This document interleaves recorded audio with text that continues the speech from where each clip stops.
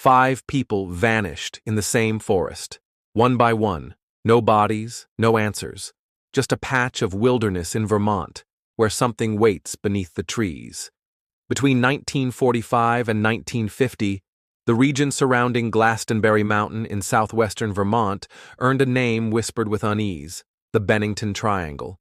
It's not marked on maps, there are no warning signs, but ask the locals and they'll tell you. Something is wrong with those woods. Dense forest, jagged cliffs, cold, unmapped hollows, and a series of disappearances so strange even the FBI walked away without answers. The first to vanish was Mitty Rivers, an experienced woodsman, 74 years old. On November 12, 1945, he led a group of hunters into the wilds near Hell Hollow, just outside Glastonbury. He was confident, fit, knew the land better than anyone. He walked slightly ahead of the group, rounding a bend in the trail. He was never seen again. Search parties combed the area for weeks. The only sign of him was a single rifle cartridge in a stream, possibly dropped while adjusting his gear. But no prints, no blood, no signs of struggle. Mitty had simply disappeared. 1 year later, another person vanished, this time a college student. 18-year-old Paula Jean Weldon, a sophomore at Bennington College, told her roommate she was going for a hike on the long trail. She left campus wearing a bright red coat. She didn't bring any supplies. She never came back. Multiple witnesses saw her along the trail, including one elderly couple who remembered her walking ahead of them. Then, gone.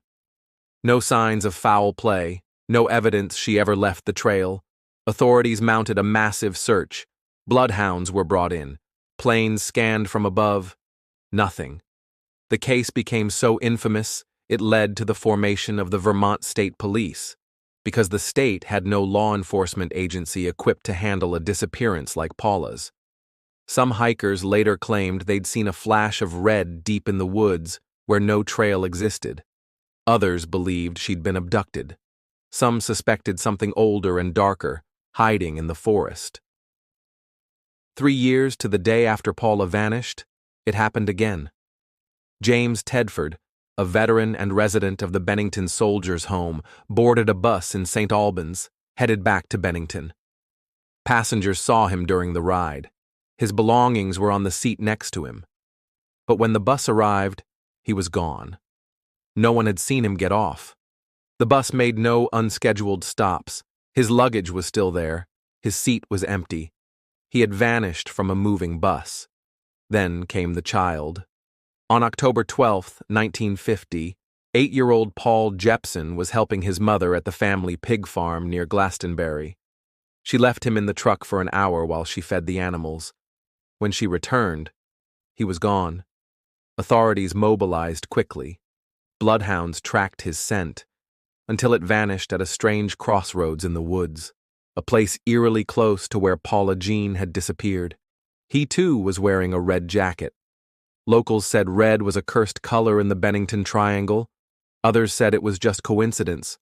But parents in the area stopped letting their children wear red into the woods. 2 weeks later, it happened for the last time.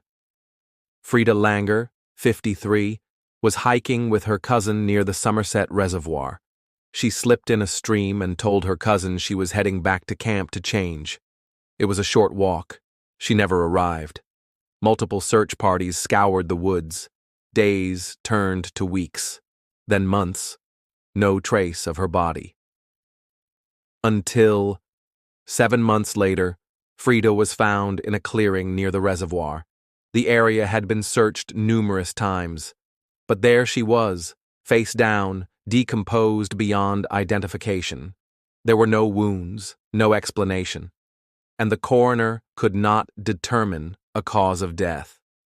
5 disappearances, all within a 5-year span, all within the same wilderness zone, all unsolved. The forest has been quiet since then. No new vanishings, at least none that match the old pattern. But people still whisper. Strange lights are seen near the mountain's peak. Radios cut out, compasses spin, hikers get disoriented in places that shouldn't confuse them. Old loggers spoke of a creature that stalked Glastonbury, something that could walk without sound. Some Native American tribes avoided the mountain entirely, believing it cursed. Others claimed it was the dwelling of a stone that swallowed those who touched it. And still today, hikers report that feeling of being watched. Whatever lives in the Bennington Triangle hasn't taken anyone in decades, but maybe it's just waiting. Thank you for listening to The Lantern's Tale. If you enjoyed this true story, join us next time, if you dare.